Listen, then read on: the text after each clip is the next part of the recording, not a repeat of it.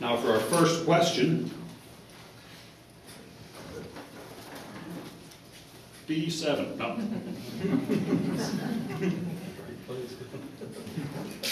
Should the tariff system for importing products, first set in place by Alexander Hamilton in 1793, be restored?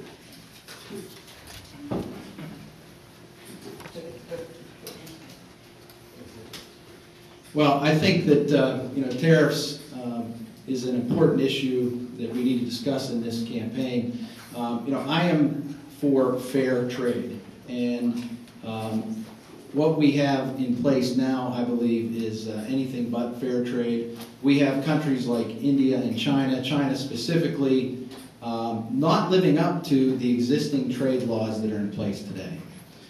So when I think what we need to get back to is enforcing the trade laws that we have today, ensure that countries like China cannot dump steel on the U.S. economy that drives jobs out of the country, and we need to not focus on necessarily these open trade. We need to enforce the trade laws that we have today and make sure that whoever we're trading with, we're doing so in a lawful manner. We live up to the laws, the trade laws that exist today, and we make sure that we have fair trade for all nations.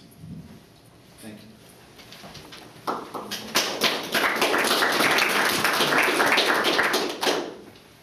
I don't know if I'd go as far back as the 1800s to enforce tariff laws, but I will say this. I think that the trade deficit that we have with countries like China, India, and the Asian continent have gotten way out of hand. And I think that the antitrust laws that we have on the books that do, in fact, date to the late 1800s, and in fact were instituted under Sherman, should be looked at something perhaps more reasonably than the tariffs being reinforced back to that point in time. Whenever you look at the Sherman and the antitrust acts, I think on the second page of the USA Today, we saw today that the third and the fifth largest airlines in the nation are merging, United and Continental, to form the single largest airline on the planet. Surely we don't believe that that's being done to lower prices for all of us. I think that's where we need to look. If we're looking back to the 1800s for acts and things that need to be enforced, we need to enforce the antitrust laws in this country to prevent corporations from monopolizing us and thereby running small businesses out of town.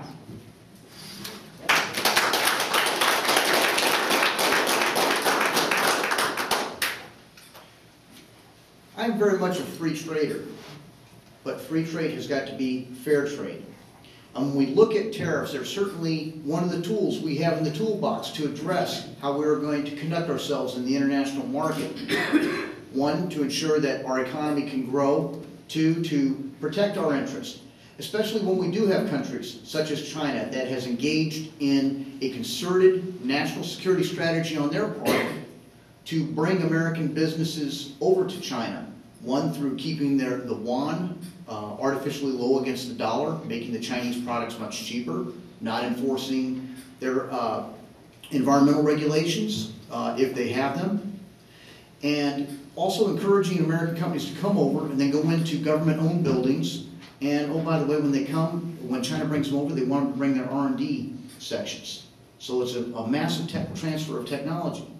And certainly tariffs are something that could be used when mixed with other tools. And this is critical because when we look at our economic security, the strength of our economy drives our ability to keep a strong military, drives our ability to maintain our own sovereignty. So economic security is very much a national security issue.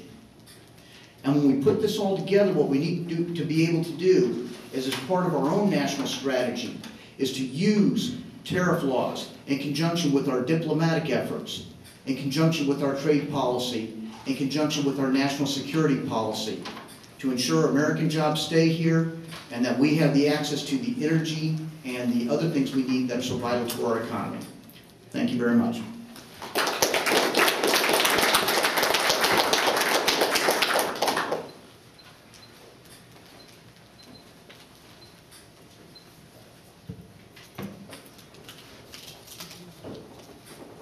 Our next question do you believe No Child Left Behind accomplishes its mission, or should it be revisited?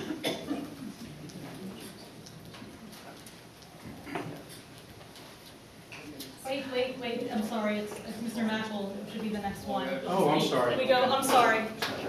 Sorry, I thought the same thing you did. I do not think that No Child Left Behind is working anymore. I remember when President Bush gave us the 1,000 points of light, and I thought that it was a great idea at the time. We want to make sure that our children go out and shine in the communities. Unfortunately, I think today we find teachers teaching more to the test than teaching to the children. I think that that is way off of what the original intent of No Child Left Behind was. That said, I think that we have to be very cautionary as we move forward in approaching education whenever we allow parents to pick up monies and take it to private schools, and thereby disenfranchising students at public schools even further than what they are now. The high school that I graduated from is about 7 miles down over the hill, Ferndale Area High School, in 1978. That school recently released statistics that 64% of the children that attend that school today live at or below the poverty line. Whenever you put that statistic and base it against schools like Somerset or Richland, who are doing fantastic, and we can see the AstroTurf football field at Somerset High School and take nothing away from them. But when we allow the parents to pick and choose the schools and pick their children up, and it hurts the children at the public schools, I think we need to be very careful before we move forward down that road. Thank you.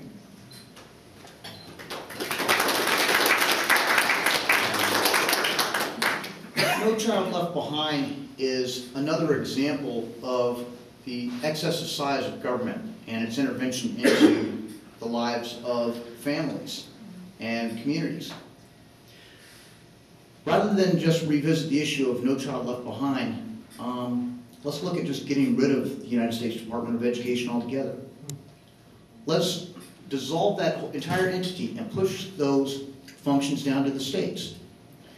And when we look at government funding that goes to our public education, why does it have to go to a school with this huge infrastructure? What would happen if, instead of just allowing only the very privileged children to go to the school they're choosing, why don't we take the government funds that go into educating every child, attach it to the child, and then every single family can pick the school of their choice for their child. If the child is excelling in sports, they can pick a sports school. If they're excelling in music, they can pick music. If they want to concentrate on math and the technical sides, they can do that. But the decision would be made by the parents of where that child would go to school.